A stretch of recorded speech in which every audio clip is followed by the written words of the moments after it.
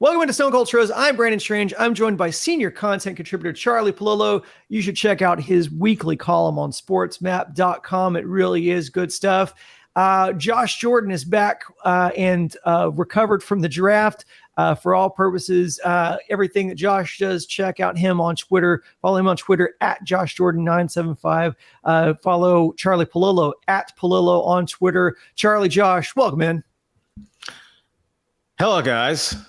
When's the launch kicking in for the Astros? I guess that's the big question.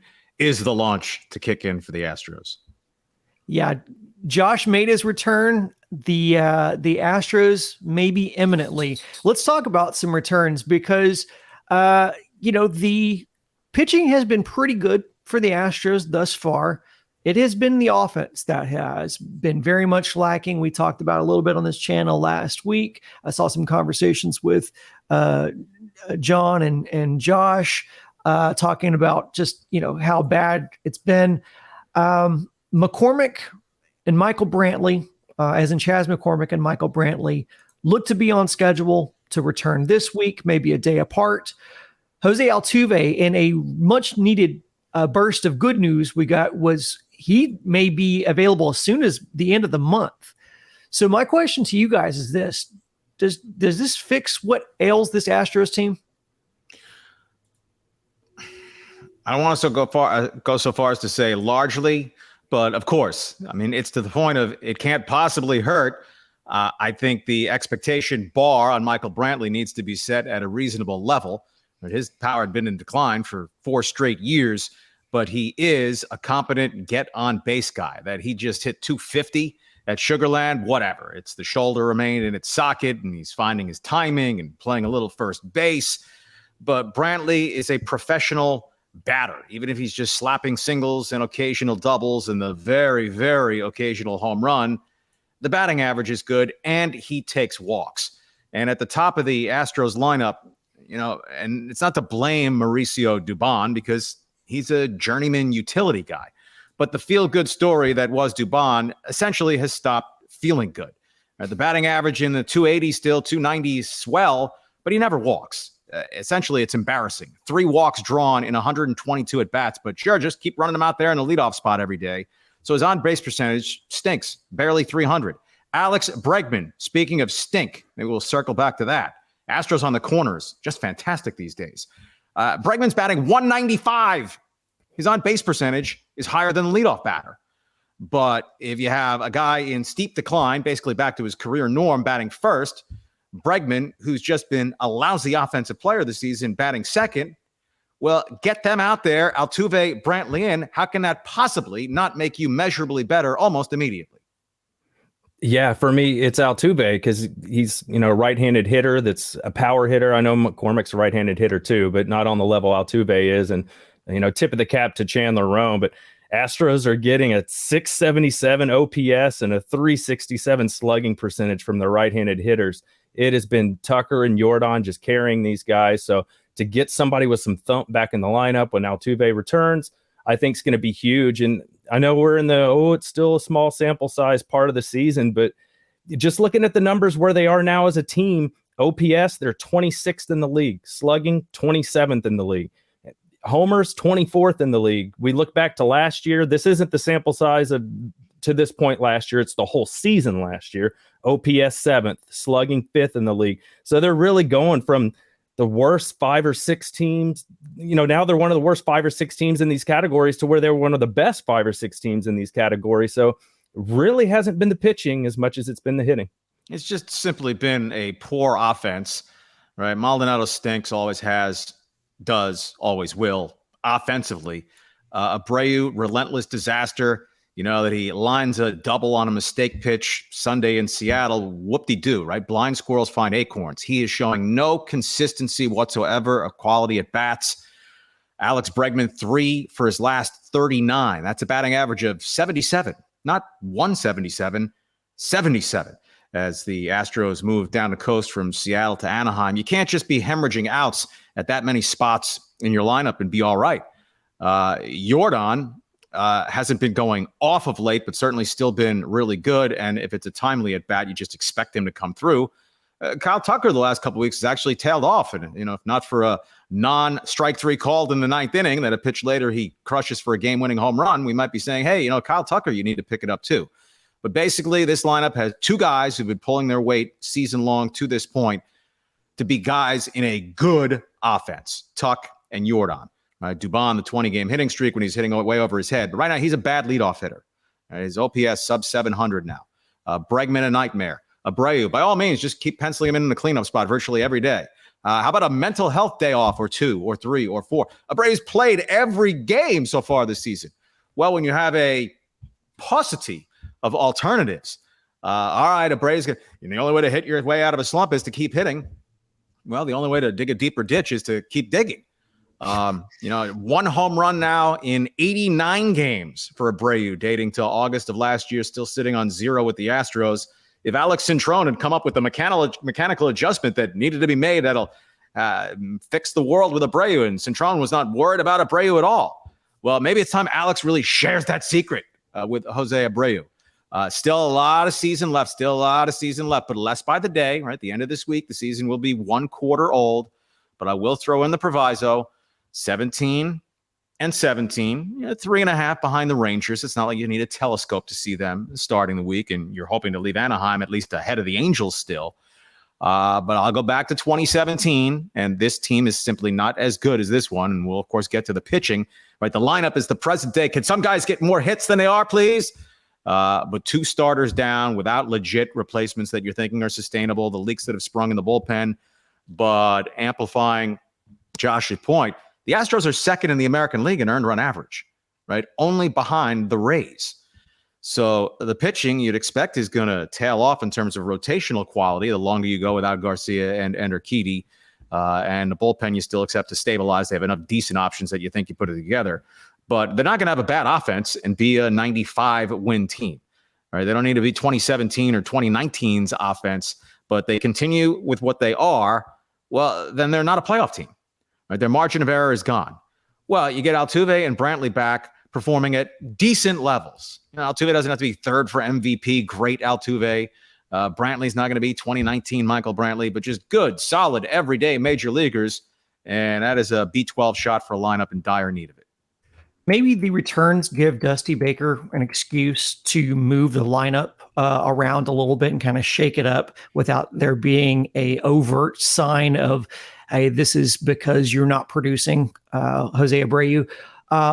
You mentioned it, Charlie. It's just even with those guys coming back, the margin for error is just so thin. And outside of a big homer in Seattle, Jordan hasn't looked exactly great since coming back from that sore neck. You've gotten way more than you could have expected out of Dubon and Julks and even Myers. You've gotten way more out of them you could have expected. That's helped you stick around near 500. But as you said, Dubon and Julks continue. They're starting to look like, they're turning back into, the players who we expected them to be or closer to who they are.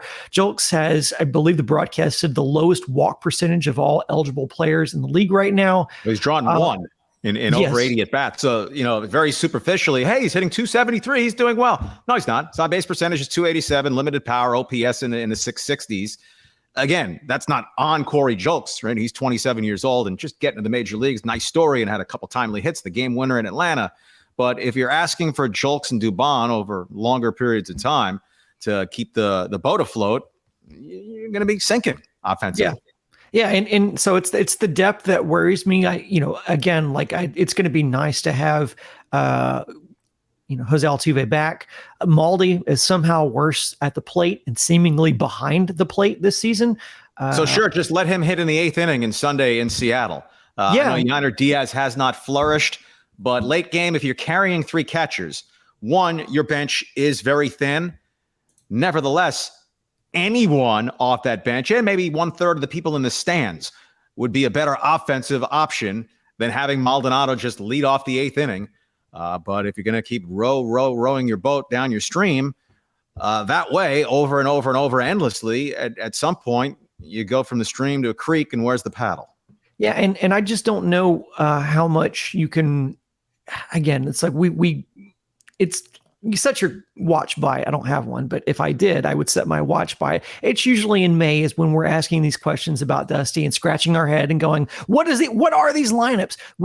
This is the same like trajectory. Now, the difference is that there are some major concerns on this team. There isn't a Justin Verlander in that starting rotation. And now you've lost your 4 and 5 or 3 and 4, however you want to designate them as in your starting rotation. But you've lost now since our last broadcast.